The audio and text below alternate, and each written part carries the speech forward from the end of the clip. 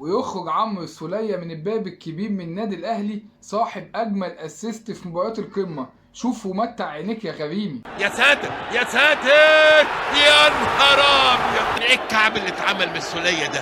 ايه الكعب المتحني ده عمل كعب ما حصلش ابدا، ما شفتوش منك قبل كده. مزيكا. شكرا يا عمرو يا سولية على كل حاجة عملتها للاهلي.